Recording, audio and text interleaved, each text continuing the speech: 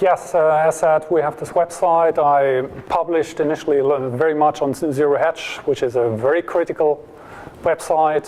Most recently, more on Seeking Alpha. And yeah, let's simply jump in. I'm going to start, just to make it everything clear, I'm going to take off with the takeaways. Then in the first part I go into more into details. I speak about the balance of payments, about the missing link in the CFA materials, about equity investments and the link between equity investments in micro versus macro and FX.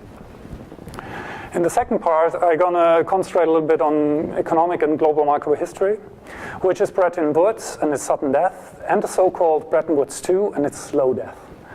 The third part, and this is maybe the most important one for you, will the Swiss capital account be able to neutralize the persistent current account surpluses?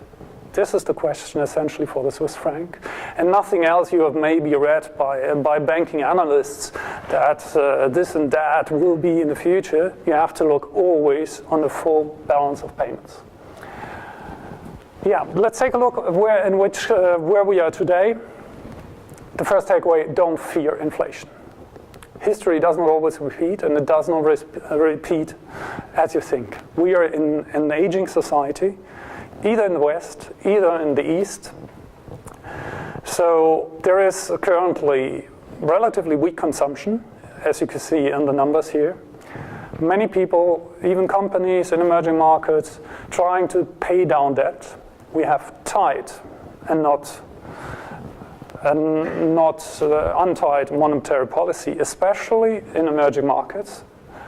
The countries that had strong growth before are slowing because monetary policy and also fiscal policy in both, in West and East and Asia, is very tight. So, moreover, we have a total factor productivity effect that is good for us because things become cheaper. Goods become cheaper, durable goods become cheaper. If you look in the details, it's just China that is currently growing a little bit more. And they are spending a little bit more. People were saying before, China, they don't really spend, they invest too much. But if you look at the numbers, it's actually China who is leading the world economy with spending. And then you have all these countries here in emerging markets who are absolutely reluctant to spend. They prefer saving. So everybody in the West, even at zero interest rate, they prefer saving. And in the East, in Asia, they prefer saving because there are high interest rates. So don't fear inflation. It will come back, but not as quickly as you think. The second takeaway. The Swiss National Bank will be able to stop the franc only temporarily. So the Swiss franc appreciate, according to our research, in two phases. The first one is the fear phase, and you clearly know the fear phase until 2011, 2012, which was essentially a reverse carry trade. We had a carry trade before against the Swiss franc, where the Swiss franc weakened, and then all money went back into Switzerland. And now we are currently here at the temporary stop. Krugman would call this the lower bound. So inflation is at zero, and everybody believes in the central bank because it can buy unlimited currency reserves. So it simply stopped there because the SNB is intervening. But what happens in maybe 5 or 10 years, I can't really know, but we will go into a boom phase. The next phase is the boom phase. In the boom phase, the Swiss inflation will be higher than the Eurozone inflation. So the Swiss National Bank will be in a dilemma to hike interest rates. And what happens then? The Swiss franc will go down under 120. And certainly, we do not know when, as third phase, the bust phase will come. So there will be an overinvestment. We see it already there. Already today in the real estate market, the bust phase will come as well. And during the bust phase, the Swiss franc will depreciate again. So far the takeaways. Coming to the first part, I would like to look a little bit on the balance of payments. explain it a little bit, and explain a missing link, as said before. This is the Swiss balance of payments. We have on the lower part the current account, and which is still at 15% of GDP. So in order to make the Swiss franc weaker, all this 15% has to be exported through the capital account. So what comes in here has to go out here. Namely, the currency of a country is valued. This is the balance of payment model. You value a currency of a country of a positive balance of payment. If the balance of payment, the whole payment, everything together is positive, then the currency must appreciate.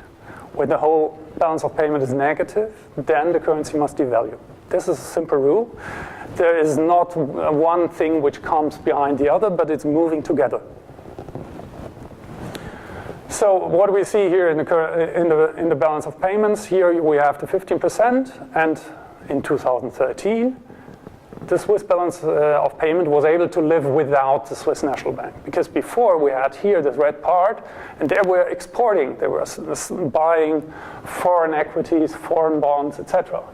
But now in 2013, the capital account can live without the Swiss National Bank. Especially net direct investment are quite strong outside of Switzerland. The net equities investment and the net debt instruments investment outside of Switzerland as compared to Switzerland is relatively weak. So Swiss investors like you are still reluctant to buy foreign bonds, foreign equities, etc. You have too much risk, and you can buy Swiss equities.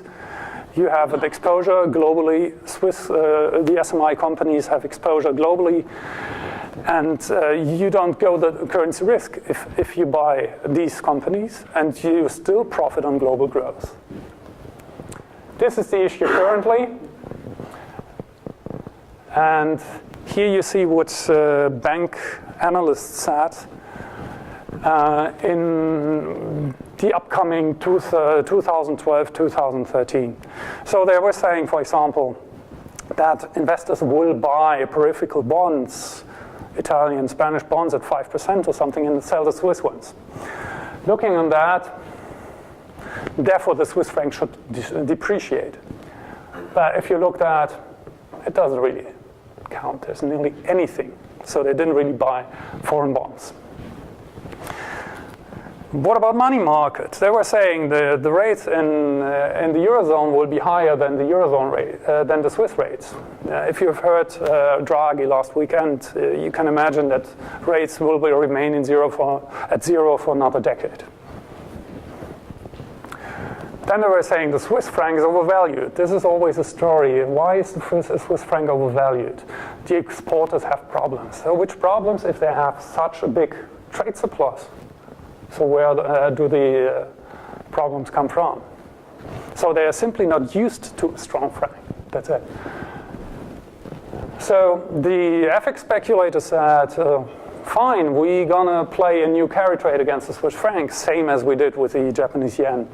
But you know what happened with the Japanese yen? They had this the issue with that they have to buy more and more oil, and all the nuclear energy is out of order.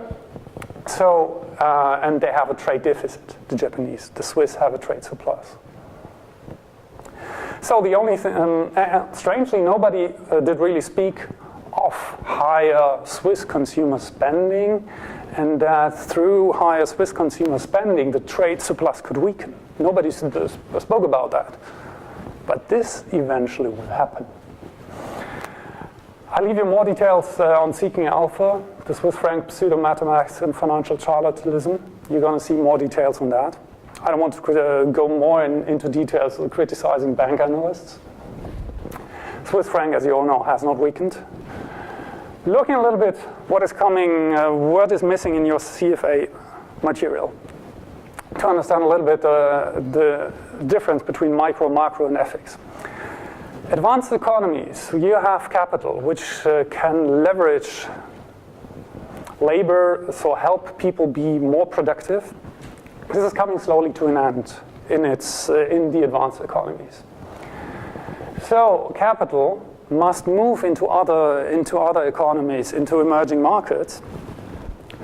And so we have this word, what we call total factor productivity. So modern companies, global companies are trying to profit on total factor productivity, which is essentially productivity gains in emerging markets, but total factor productivity in advanced economies. And this is very often realized through the globalized trade flows, through the access to credit, which is now fully available in the emerging markets. Total factor productivity actually does one thing. It lowers inflation in developed nations with increasing industrial capacity, more supply, and normal productivity from emerging markets. So emerging markets were very productive in recent years, and thanks to their productivity, we had lower inflation in the West. What happened to the Swiss franc? We had a period of the so-called Great Moderation and then the global carry trade. During the Great Moderation, we had strangely no inflation. The reason was all the supply from emerging markets. And the global carry trade was a phase when everybody bet against the consumption country, the United States, I explain later what it is, and against the saver countries, Japan and Switzerland. And they invested in favor of the currencies of the emerging markets and in the euro, in the European housing boom countries, in countries into a higher carry with higher inflation.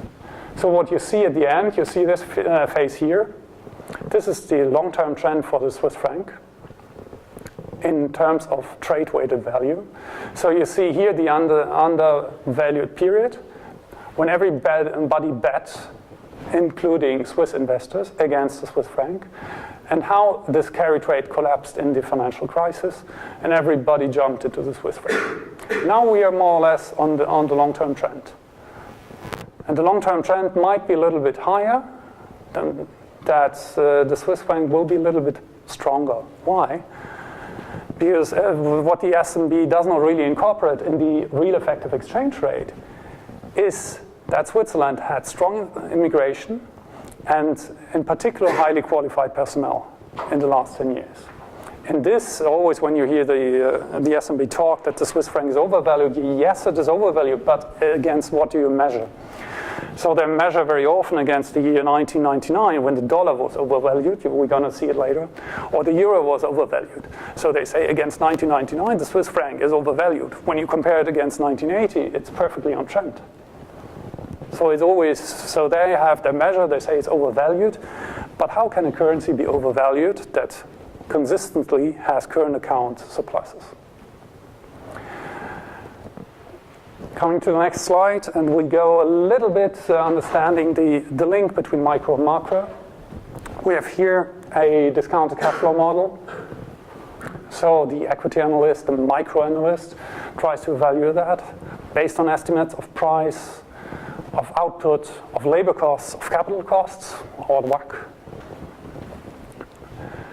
Then we come from micro to macro, and we simply aggregate it. So we have the profits for all companies, and finally we have the profits not only for the companies and the firms, and then we obtain GDP growth, which is essentially the sum of profits of all firms and the sum of delta wages. So we have GDP growth is effectively delta profits plus delta wages.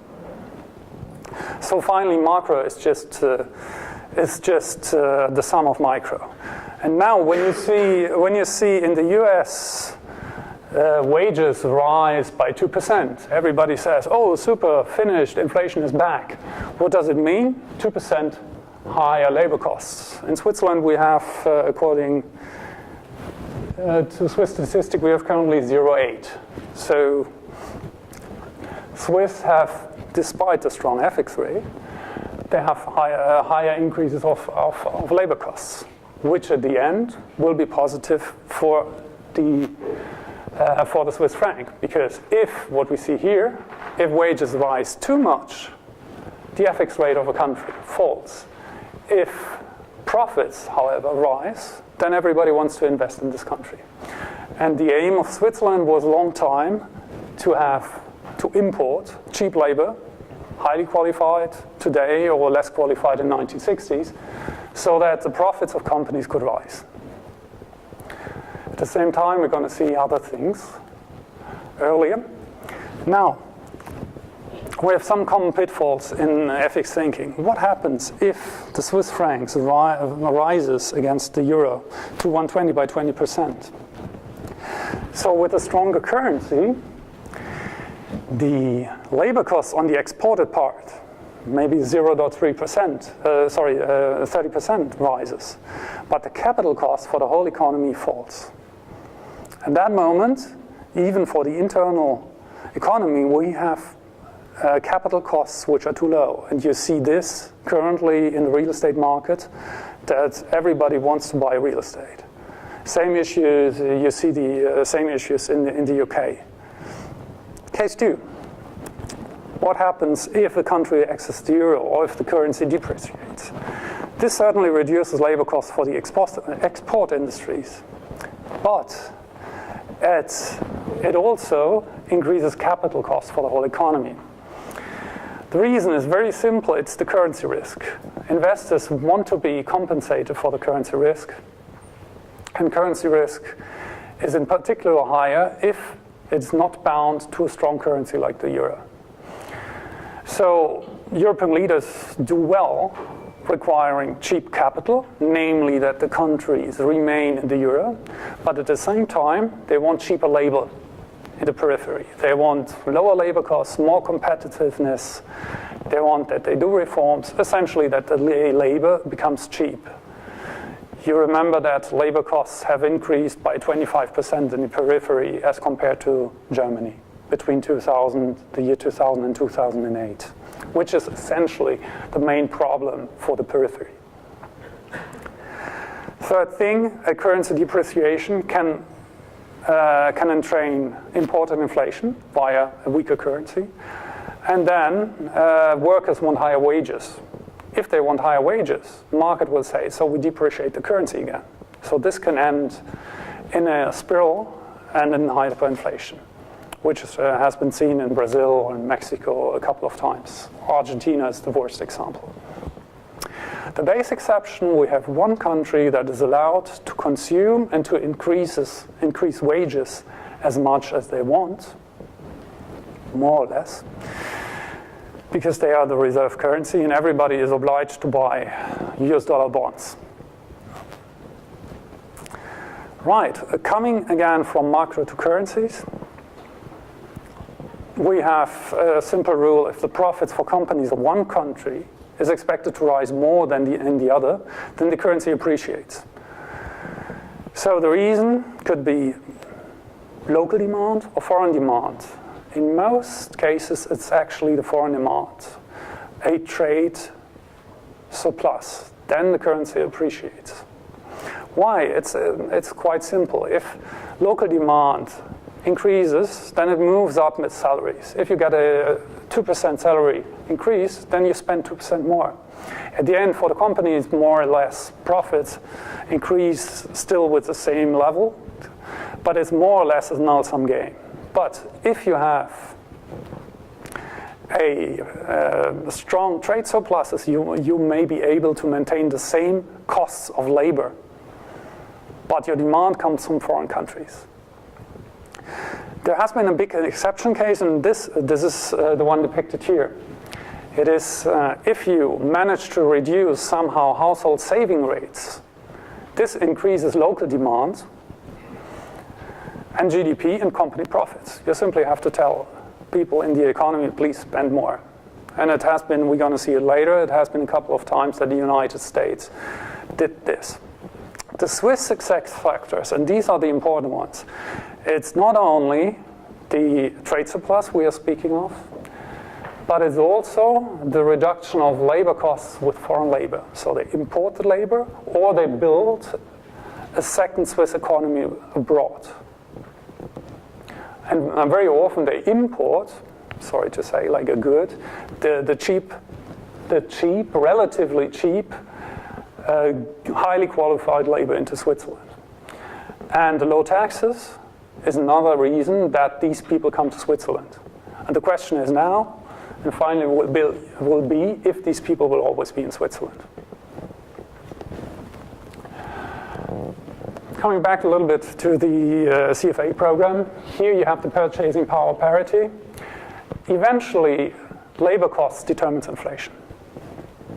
So here you see that in the US and in Japan, labor costs did not increase anymore. So the delta labor costs was close to zero, or even negative in the Japanese case. So inflation was negative. We had deflation. Now we come to the history part. Let's take quite fun. We're going to look at Bretton Woods and its sudden death, and I'm going to explain you what is Bretton Woods 2 and its slow death. This is the Swiss exchange rate against dollar. You see that you have in the blue curve $2 depreciation phases, or appreciation phases for the Swiss franc. Once during the breakdown of Bretton Woods, and one since the year 2000. Between 1981 and 2001, the dollar against the Swiss barely changed on nominal terms. But there was some higher US inflation, some higher labor costs. This simply meant that the dollar in 1981 was completely undervalued, and it was overvalued in the year 2000. And then you see from the year 2000 this strong rise for the Swiss franc again. I've depicted as well the real gasoline price, and you see the strong relationship of the dollar against the gasoline price in real terms. So the gasoline price rose to $3.60 in 1981, and the dollar fell. And then the real price fell to $1.60, and it rose again to $3.60 here. And now we are somehow in a repetition of this phase here.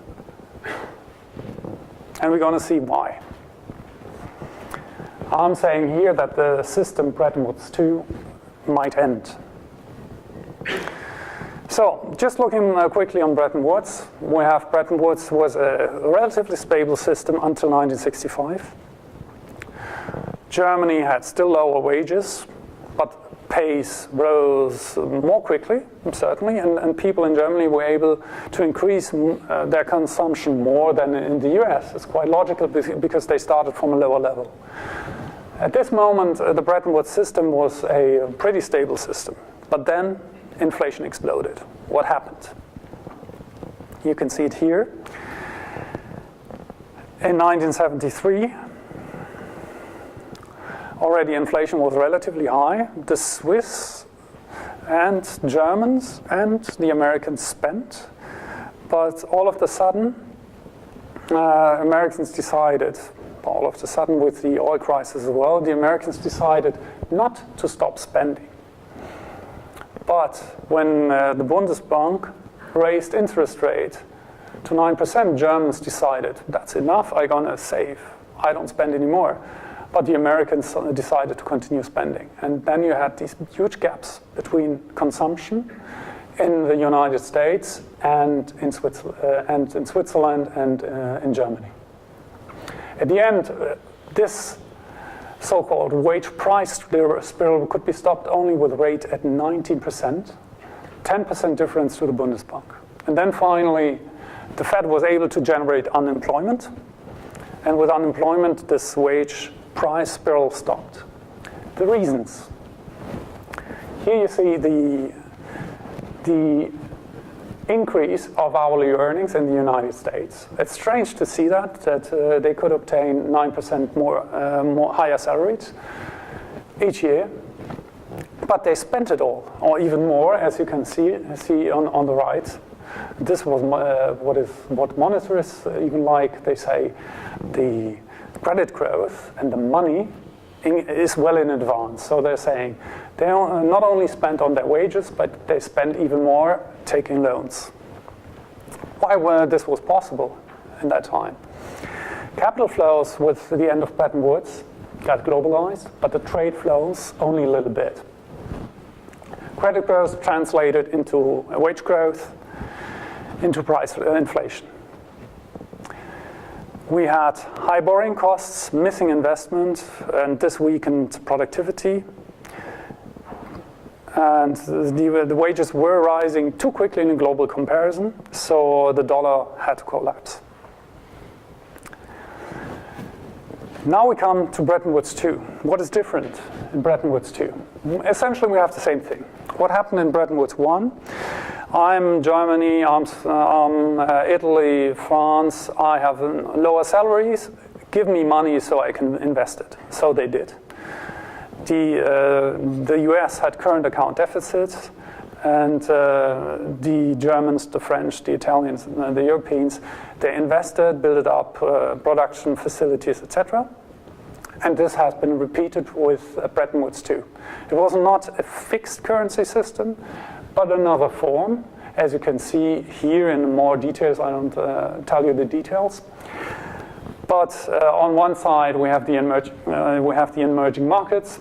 On the other side, a rising US dollar current account deficit.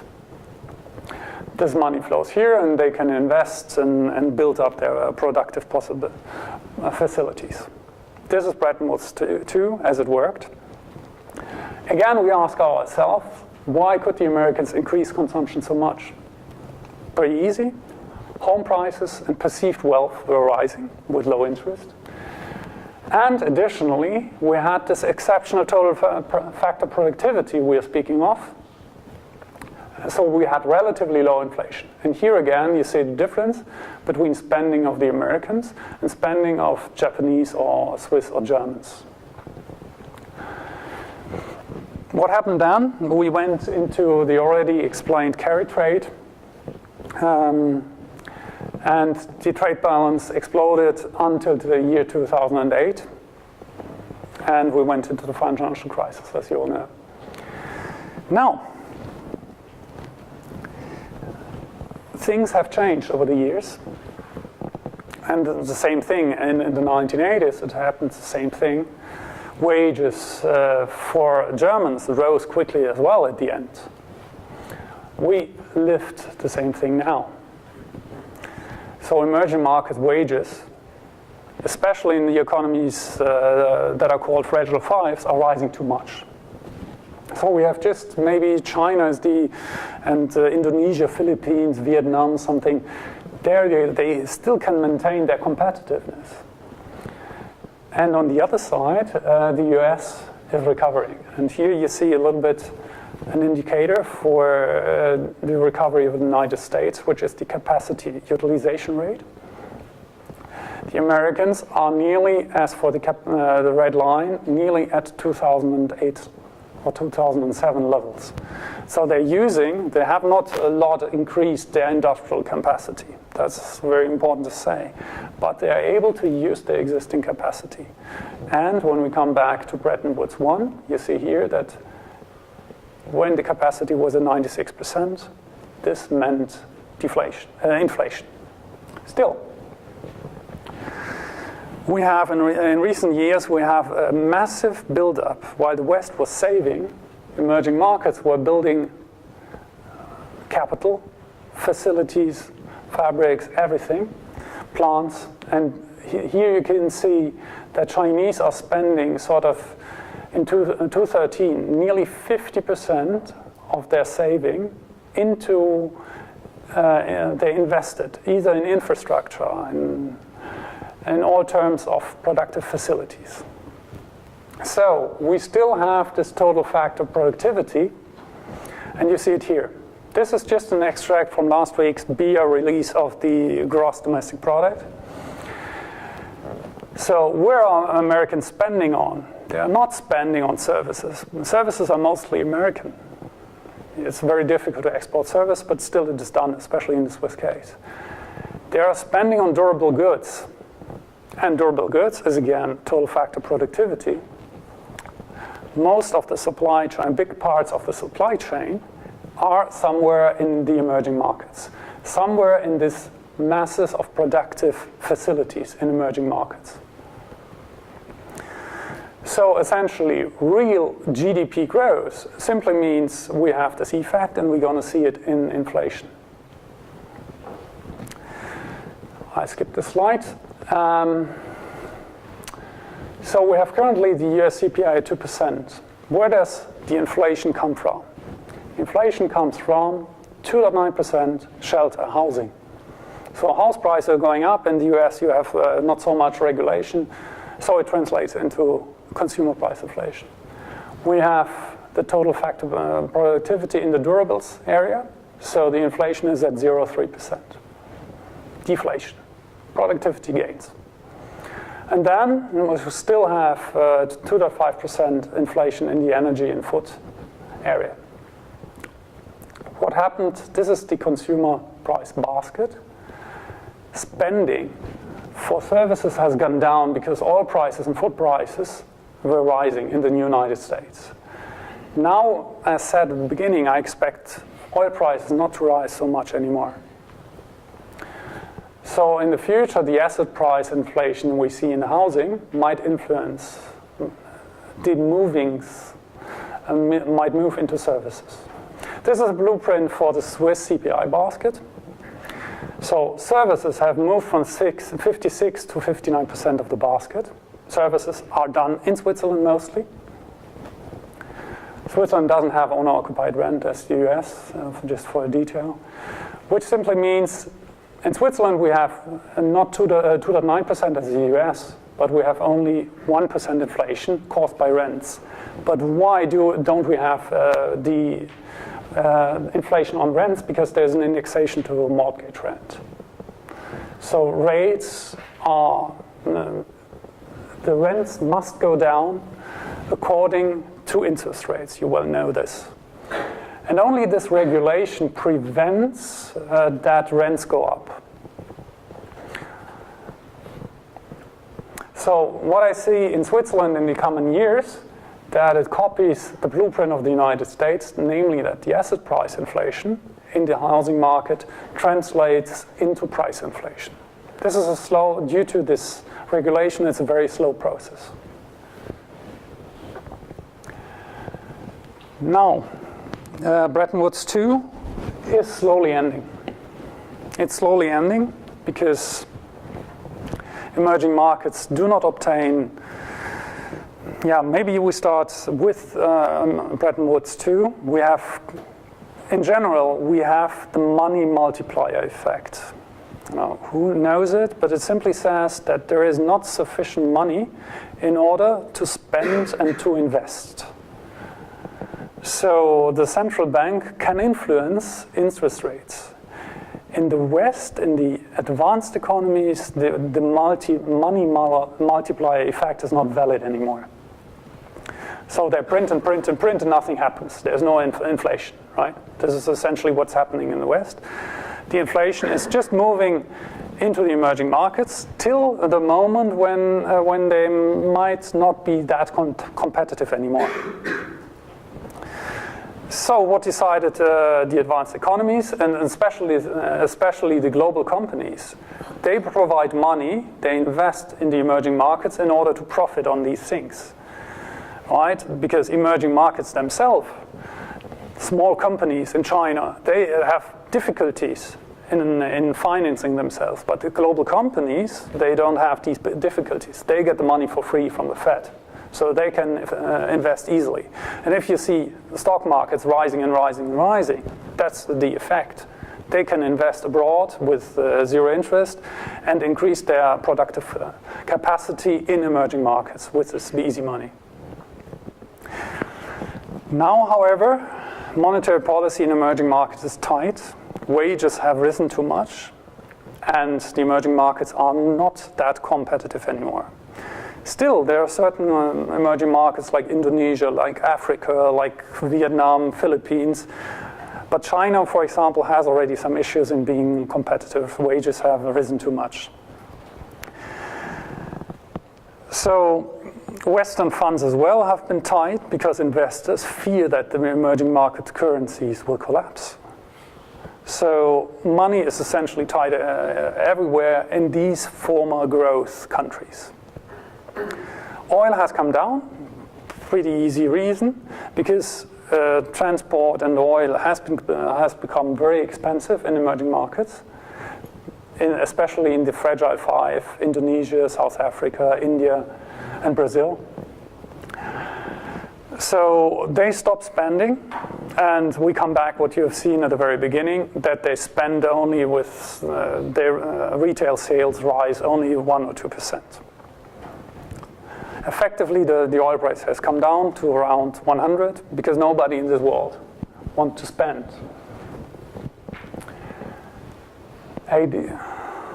Coming to the third part. What about the Swiss capital account? Will the Swiss still be able to neutralize the persistent currently account surpluses in this area, in the area of Bretton Woods II and in the ending Bretton Woods II scheme?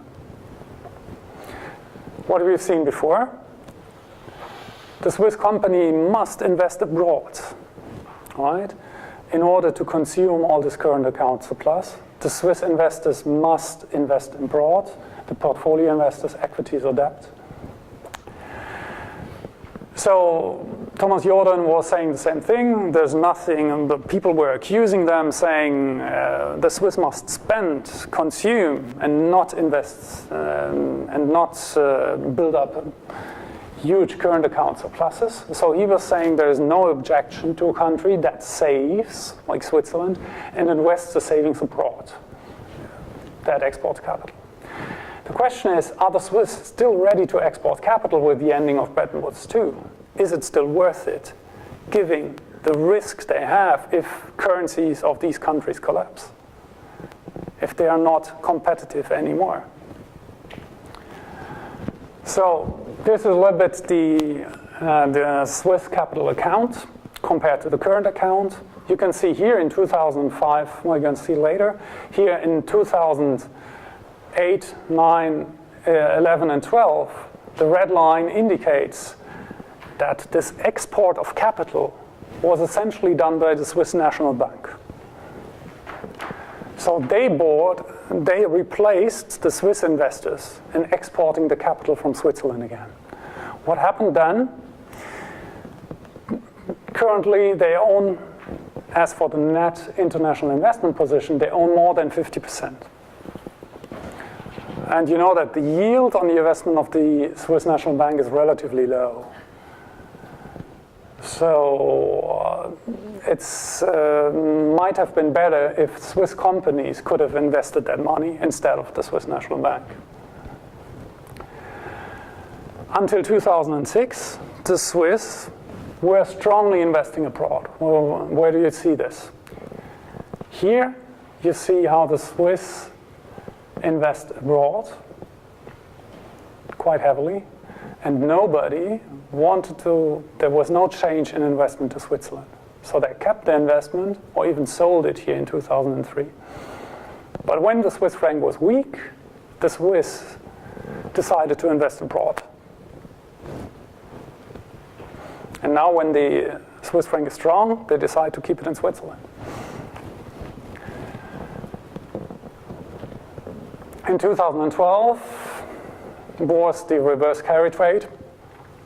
And we see here how foreign investors decided to invest in Switzerland.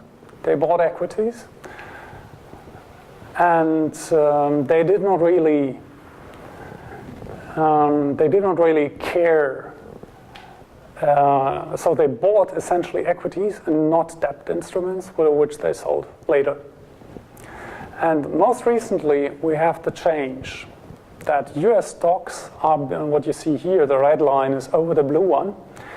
US stocks are recently beating the Swiss and the European stocks. What is happening, which is exactly what we see in the exposure to emerging markets. Germany, for example, but also Switzerland has a higher exposure to the emerging markets, while the falling oil price is good for the United States.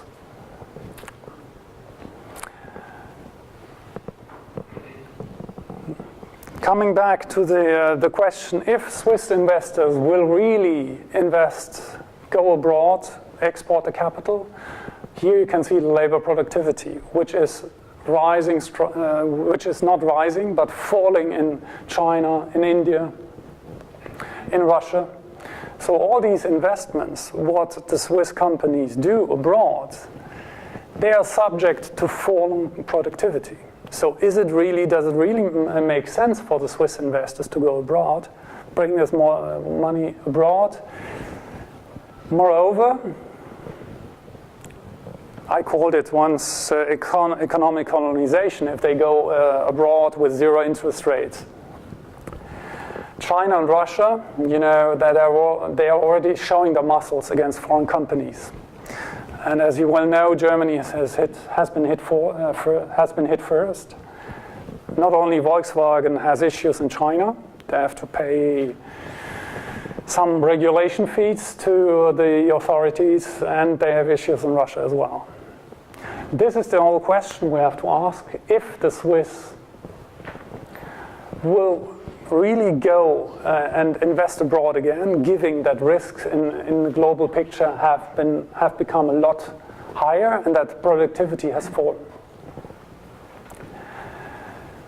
Looking on the last picture, and this is the essential difference between the 1980s, when the Swiss franc here effectively was weak until the 1990s. And you see a trade balance which is negative, and the Swiss franc was weak. But now we have the trade balance which is very strong.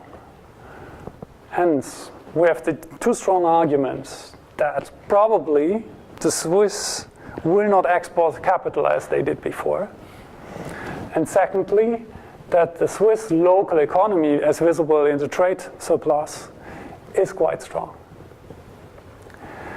So the conclusion is that the Swiss franc will only depreciate more strongly when the Swiss start spending more, or, as you've seen in the recent referendum, if all these highly qualified foreigners leave Switzerland again.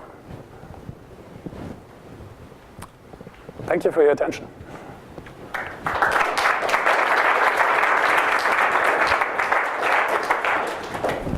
Perfectly in time. Yeah. Questions? Don't be shy.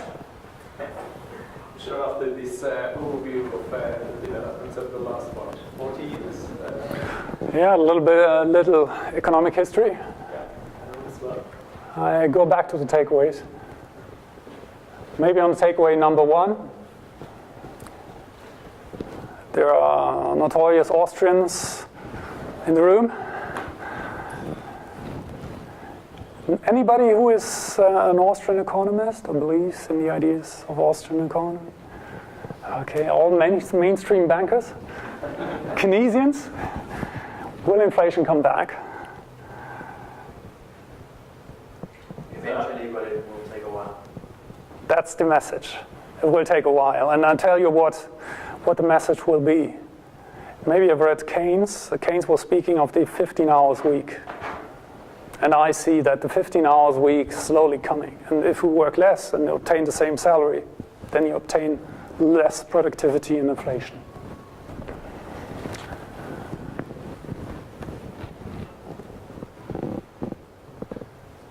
So is your conclusion that the current SNB policy is misguided?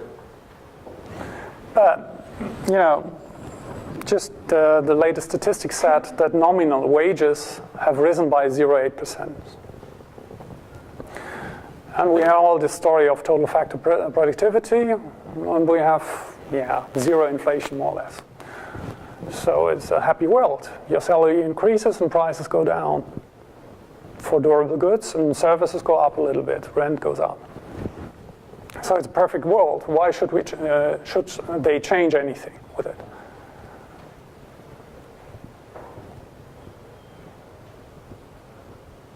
I admit the risk here somewhere when maybe we could have come into an economic crisis. There was a certain risk. The question is, where do you intervene? Do you intervene here? Do you intervene there? The rule established by Friedman was you intervene there, at the very bottom.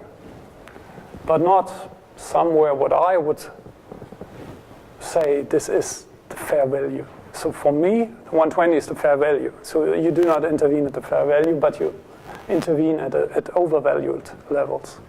And then the question is a long discussion, what is the fair value? I think members of the S&B management said one of the reasons was it had to be a simple number that maybe people could remember that there was a practicality in the messaging actually. Yeah, it could be 115. Say that is necessarily fair value, but It could be 111, 111, 110, but the 120 was pretty high to my mind. What's the trigger that might get the S&P to change its position? It's there. Swiss CPI moves over 1%, maybe due to the rising rents. And then one day, they have to say, we move out. And then the Swiss franc will, the euro will fall under the 120. On the other side, you have seen one thing, and that's quite important. The reduction of labor costs and the reduction of capital costs for Southern Europeans.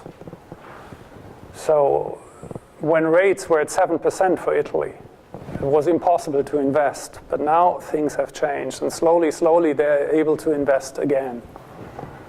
The question is just, are salaries still so much too high in the European periphery or not?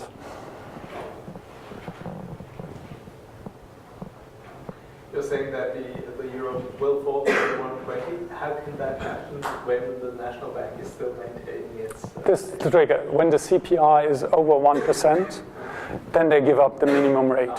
So they drop it. But still, currently we're at zero. There's no... You could continue this line for 15 years if global spending is so low as I'm saying here. doesn't it require it to be on a relative basis, i.e. the other European countries have to be low? If they've gone up meanwhile, that you can't say that on a standalone basis, can you? It's always... In the context of the European... Certainly. So, if they're able to reduce labor costs and capital costs, as compared to Switzerland, become more competitive, then they have a chance that it goes over 120. The other way would be Swiss inflation. So I'm saying in the first phase, there will be Swiss inflation. FX traders will say, oh, nice, there's higher inflation. There will be a boom phase, and it will go down to 110, something around that, and it will come back to 120 during the bust phase. But it might take 20 years till the bust phase comes. I'm not pessimistic for the Swiss real estate market at all. I think it will continue for another decade.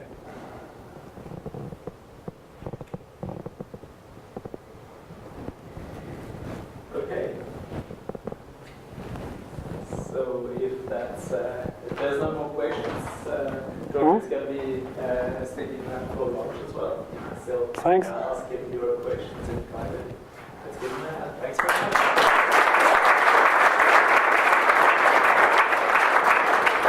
I just want to mention one takeaway. I haven't said it. There's no slide. You're going to ask me how should I invest in this case. My opinion is that emerging markets will repeat the story of advanced markets like Germany, like Japan. So inflation will go down in emerging markets over the next decade, which means the earlier you should buy emerging markets debt, but only very good ones, the ones with current account surpluses, not the ones with deficits. Currently, for me, Russia is a tip, because they will have always a strong current account, thanks to US dollar denominated oil. But certainly the other ones like China, Indonesia, Philippines. And secondly, I don't think that equities have seen the top, as you can see in the total factor productivity. Inflation is still low, so equities have still some room upwards everywhere. Good. And cash, certainly in Swiss francs. Thank you. And on that positive note,